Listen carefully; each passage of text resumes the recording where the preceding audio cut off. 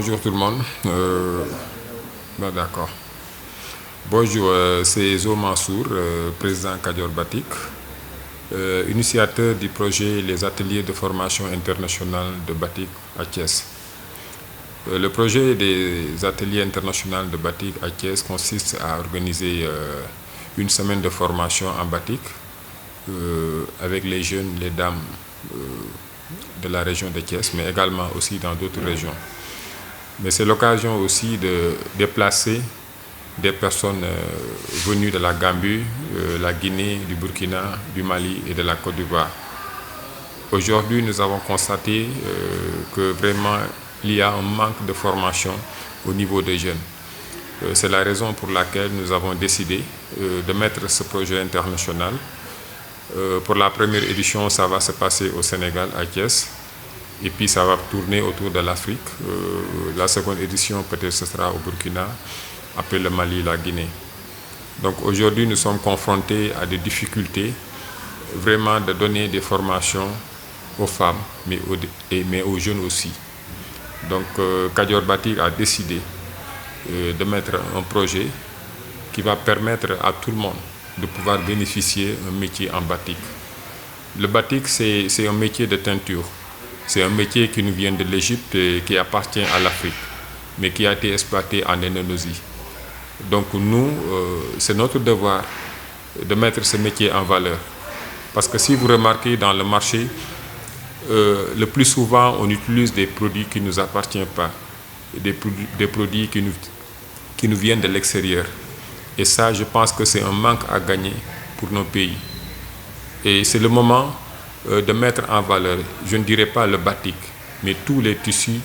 africains. C'est pour cette raison même qu'on a donné le thème de l'édition, la valorisation des tissus africains. Parce que si on ne valorise pas nos tissus, ça veut dire que nous allons exploiter d'autres tissus qui ne sont pas africains. Je peux parler beaucoup de tissus que nous produisons ici au Sénégal, mais véritablement, ce n'est pas africain. Si nous voulons développer notre pays, si nous voulons développer notre tradition et notre culture, il faut qu'on aille vers les produits locaux. Il y a le batik, il y a beaucoup de produits qui sont là et qui sont exploitables. Donc je pense que l'idée nous est venue quand on était parti au Burkina et de voir dans le marché burkinabé beaucoup de produits qui appartiennent au Burkinabé. Si on voit que les Burkinabés ne souffrent pas trop par rapport à certaines situations, c'est parce qu'eux, ils produisent et ils consomment. Mais nous, au Sénégal, nous consommons beaucoup de produits qui ne sont pas véritablement sénégalais. Donc Kadior Batik vraiment a fixé des objectifs bien définis. Avant, c'était les défilés de mode. Mais là, on s'est fixé dans la formation. Parce que c'est la formation qui peut créer des débouchés pour les jeunes et pour les femmes. Il y a beaucoup de chômeurs, il y a beaucoup de personnes qui n'ont pas de métier. Et si on vit sans métier, ça veut dire qu'on n'existe pas, on n'avance pas, on ne crée rien. Donc, avec mes collaborateurs, avec mes partenaires, nous avons décidé de mettre ce projet en place. Ici, à côté de moi, vous avez vu les deux belles dames donc, qui représentent véritablement la région de Thiès, parce que c'est des dames vraiment très dynamiques qui sont dans le projet avec d'autres personnes, avec le président de Shams Prestige, en partenariat aussi avec le ministère de la Culture, le président Maodo Malick Mbaye de l'ANAMO et d'autres personnes qui ont souvent partagé avec nous les moments de formation en batik. Pour cette année aussi, on lance un appel à toutes les autorités de Thiès, parce que c'est important, parce que le développement de cette ville, ce n'est pas les autorités seulement, mais nous, les acteurs culturels, nous devons s'impliquer. Parce qu'il faut les accompagner aussi dans leur démarche pour pouvoir créer un développement durable. Je ne vais pas être trop loin, je vais laisser à mes... Ce projet vise combien de jeunes? Bon, actuellement, le projet vise à former 25 à 30 personnes, comme je l'ai dit tantôt, venues dans différentes régions, mais venues aussi de la sous-région. Et la durée de la formation va se faire sur une semaine et sera clôturée par une exposition des produits qui ont été réalisés durant la formation. Et pourquoi le choix compté sur les 4 régions sur les 4 pays pour vous visiter? Bon, au départ, on avait prévu de faire déplacer beaucoup de pays africains. Mais vous savez, déplacer des personnes, ça nécessite beaucoup de moyens. Surtout l'hébergement, la restauration, le déplacement et tout ça. Ça véritablement, c'est des moyens énormes. Donc, pour une première édition, nous avons décidé de limiter les invités. C'est pour cela que nous avons invité le Mali, le Burkina, la Gambie et la Guinée et la Côte d'Ivoire. Et c'est des pays aussi que je maîtrise beaucoup parce que périodiquement, je suis là-bas en train de les former en batik. Donc, ils seront les bienvenus à Thiès. Et c'est une découverte aussi pour eux de vouloir venir au Sénégal. Assalamu alaikum wa rahmatullah. maa ngi tudd Soxna Anna Ndiaye dëkk Thiès di ñëw juste rek pour tënk li nga xamante ni moom la fi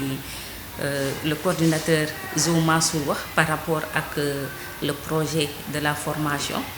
bi nga xamante ni dafa regrouper la sous-région ainsi que sunu naataango sénégalais itam yi nga xamante ni approprié na projet bi mu nekk projet boo xamante ni comme ni que le coordinateur Zo Mansour waxe l'initiateur tout d'abord dañu commencé woon ci ay défilé de mode di wane maanaam batik njëriñu batik ak li nga xamante ni pour valoriser li nga xamante ni ñoo ko moom maanaam ñun Sénégal dañuy faral di utiliser trop li nga xamante ni dañ koy jéggaani li nga xamante ni nag tissu boo xamante ni ñoo ko jël liggéeyal ko suñu bopp ba pare ñawal ko suñu bopp loolu lañ daan fësal da daan yem suñu biir rek au niveau du Sénégal mais sorties yi nga xamante ni def nañ ko par rapport ak foire yi ñuy dem di ci tasanteek suñu naataango sous région bi ñoom it ñu ciy liggéey loolu moo waral tey le coordinateur jël initiative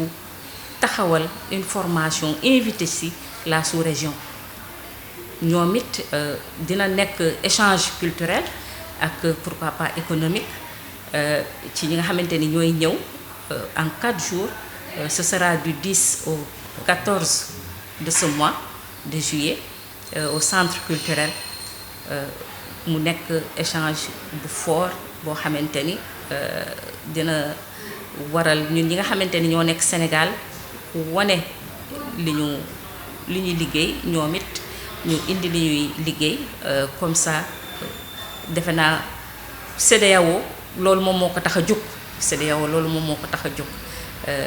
su ko defee vraiment dina tax dootuñu jéegaaneeti di wax aussi que ni ñu ngi woo sunu mbokki teinturières yi ñu adhéré ci projet bi muy projet boo xamante ni c'est une première au niveau du Sénégal mais dañu compter inchallah année prochaine génn dem ci sous-région bi defe ko fa waaw ci côté jàppale bi aussi ñu ngi tàllal sunu loxo daawuñu nag xaar trop ci sunu autorité yi ndax heure boo xamante ni rek tàllal nga leen loxo vraiment les répondants dafay néew trop loolu moom moo tax kii bi sax yéex projet bi yéex ndax projet bi nekkoon na loo xamante ni waroon nañ ko def bien avant cette année-ci ñu ngi tàllalaat loxo ba léegi les autorités pour ñu ñëw jàppale Kajoor Art ci li nga xamante ni moom la taxawal du 10 au 14 ndax Kajoor Art actuellement ses produits mi ngi dem ba au niveau de l'extérieur ñu ko fay jaay kon nag Sénégal war nañ xam taxawaayu Kajoor Art sëñ Mansour avec ses collaborateurs li ñuy liggéey ci batik. waaw salaamaaleykum maa ngi nuyu àdduna di nuyu Sénégal di nuyu sama mbokk waa Thiès di présenté wu man la Aïda Fall Diaraby di borom Diaraby Couture ñëw fii tey ci 10 juillet 2022 ci 4e édition du concours de la formation internationale de batik à Thiès. Concours de la formation internationale de batik à Thiès consiste à organiser une formation invité sur la sous-région. Nous avons décidé de faire communiqué pour ànd ak waa Kajoor Batik waxtaan ci projet bi nga xamante ni moom la ñu dëgmal di ci def benn projet bu am solo fas yéene teeru suñuy mbokk sous région bi ñi nga xamante ne dañuy ànd ak ñoom di liggéey ci wàllu batik bi vraiment loolu ñuy def nag aussi pour jaay destination Sénégal la gën a développer culture gën a développer artisanat vraiment gën a valoriser aussi suñu liggéey parce que Kajoor Batik dafa def loo xamante dafa am solo ci Sénégal ndax bi mu commencé yëf yi def ci collaborer ñun ñëpp ñu ànd ñoom di liggéey parce que kii produire ki koy transformer di ko defar ba mu baax ak di ko écouler ñooñu ñoo war a ànd te yaakaar naa ne bu Kajoor Batik cuubee ba mu rafet jox ñun créatrice yi ñu ñëw ko ba mu rafet mën ko présenter nit ñi bëgg ko vraiment dafa doon loo xam ne lu am solo ñu fas yéene ci def nag benn atelier boo xamante ne atelier bu am solo ñu ciy woo femmes yépp ñu ñëw parce que dafa doon loo xam ne dafay def contre le chômage parce que liggéey bi dafa doon loo xamante ne suñu génne ci sous-région bi dañ ko valoriser ku dem Mali xam ne ni valorisation amee ci produit batik cuub ba tax na dañ koy jaay fépp ci àdduna nga dem Burkina la même chose nga dem Bénin ak ci yeneen dëkk yépp donc loolu ñu gën ko valoriser fii ci Sénégal à travers Kajoor Batik donc ñu ciy woo région yépp kon dañ ciy woo ñëpp ñu ñëw jàpp ci parce que tamit di ci woo sama mbokku tailleur yépp parce que li ci am solo mooy boo xoolee batik dafa am solo instant bi ñu toll mu valoriser wu ba pare doon loo xam ne suñu produit la donc loolu daal doon na loo xamante ni ñu ngi ciy woo ci formation bi nit ñi ñëw ñu former leen parce que dañoo tollu jamono joo xam ne il faut que nit ñi former parce que lépp loo nekk ci informel rek doo dem donc batik bi dafay laaj formation nga xam naka nga koy defee ci secteur bu ñu mënti nekk loolu moo war a tey ci suñu point de presse bi mën a waxtaan ak askan bi ñu ñëw di remercier aussi waa centre culturel parce que vraiment ak ministère de la culture ak waa artisanat vraiment parce que jàpp nañ ci soutenir nañu accompagner ñu ba ñu gën a mën a xam fan la ñuy teg suñu tànk loolu nag ñu ngi ciy woo képp koo xamante ne doomu Thiès nga ñëw ñu accueillir wàlla suñu gan yi parce que 4 pays dinañ ñëw Mali dina ñëw Burkina Faso dina ñëw Bénin dina ñëw Mauritanie sax ñoo ngi koy xaar donc loolu doon loo xamante ne du lu ndaw te visé yu nañ ci yeneen année yi nga xamante ne ñoo ngi koy topp dem ci yeneen pays yi gën koo lawal kon ñu ngi ciy woo Sénégal yépp Kajoor Batik fas yéene def formation du 10 au 14 au centre culturel vraiment ñu ngi ci woo ñëpp ñu ñëw teewe ko ndax day amaale benn exposition pour wane produit yi nga xamante ne def nañ ko foofu incha allah. du centre culturel régional de Thiès vraiment bi ñu ñëwee waxtaan ak moom ci projet bi il nous a écouté et il a été d'accord avec le projet parce que xam na vraiment liñ ko tegal ci taabal bi lan la parce que tey képp kuy jàppale ay ndaw pour ñu am métier je pense que kooku comprendre nga lan mooy problème bu dëkk bi di remercier aussi waa ministère de la culture ndax le ministre bi ñu ko bindee aussi moom vraiment répondre nañu di remercier aussi waa ANAMO Maodo Malick Mbaye di remercier les Thiessois di remercier sumay collaborateurs et collaboratrices parce que lu mel nii yombul def il faut nga am ci ñi ngay liggéeyal ñu lay jàppale parce que coordonner dafa metti projet Thiès dafa metti parce que Thiès comme ni ñu ko waxee da ngay am ay ambition mais malheureusement appui bi dafay des te li ñuy def na nit ñi il faut ñu comprendre ni c'est pour la population parce que mënoon nañ dem defi sabar mënoon nañ defi tànnibeer mais ñun ñu ne nañ jël xam-xam transmettre ko ay nit mu jaral leen ñu jóge bitim réew jël avion ne dañuy ñëw Sénégal pour bokk ci ñooñu nga xam ne dañ leen di tàggat vraiment loolu su amee ci dëkk waa dëkk ba war nañ jug taxaw pour jàpp ci comme ni ko Aïda waxee accueillir ay gan dafa metti dalal ay gan dafa metti parce que ñun dañuy voyager di dem ci dëkk yooyu ñu ñuy dalal donc ñun tey ñun ñoo aye donc ñoom bu ñu fi ñëwee ñun dañ leen war a mettre dans de très bonnes conditions loolu nag dañ ciy lancer appel képp ki nga xam ni mën nga ñu jàppale parce que ñun on n'a pas les moyens lu ñu am mooy xalaat bi nag dafay am ñu la ci accompagner pour nga mën ko matérialiser vraiment li ñu war a wax bëri na mais ñu ngi sant yàlla bu baax parce que li ñu xalaatoon aujourd'hui tey mettre nañ ko en place ñu ñaan yàlla ñu àgg ci ak jàmm def ko ak jàmm mu jeex ak jàmm yàlla nañu yàlla taxawu. bon asalaamaaleykum ñu ngi leen di nuyu di rafetlu jotaay bi di nuyu Jo Mansour ak jigéen ñi nga xam ni foo tourné fekk leen seen ginnaaw muy sama sœur Anna ak Aïda. Donc comme d'habitude Jo Mansour Kajoor Batik seen mu doon tur boo xam ni déjà Kajoor ku ne xam na lu muy signifier mu nekk lu gëm culture africaine surtout sénégalaise di ko ci œuvre boobu ba léegi depuis des années ñu koy gis ci Afrique bi muy dem fu nekk tey ñu dem ba jub événement boo xam ne bu extraordinaire la muy la formation en batik, formation internationale la bu ñuy def fii nga xam ne ci Sénégal mu ñëw indi ko Thiès nekk suñu dëkk muy dëkk boo xam ni vraiment dëkku cosaan la dëkku culture la mu ñëw indi fi loolu ñu koy defee centre culturel du 10 au 14 et mu nekk loo xam ne dañ ciy kontaan lool ñu fier ci ànd ci ak moom fier ci accompagner ko ci ak fu mu mënti toll nag et loolu dañ ci woo Thiès gi yëpp woo ci l'État du Sénégal nos ministères de tutelle woo ci le maire de la ville woo ci toutes les autorités mu nekk lu am solo parce que promouvoir nos produits locaux promouvoir la production africaine dafa nekk lu am solo te tey Jo Mansour ci loolu la nekk di ci liggéey boobu ba léegi li ko ci fekk bariwul ñu fekk ko ci ñu bañ ko ci fekk mi ngi ci ak lu mënti xew il se donne au maximum de lui-même pour réaliser ko te ñu ngi koy gis à travers ses œuvres et tout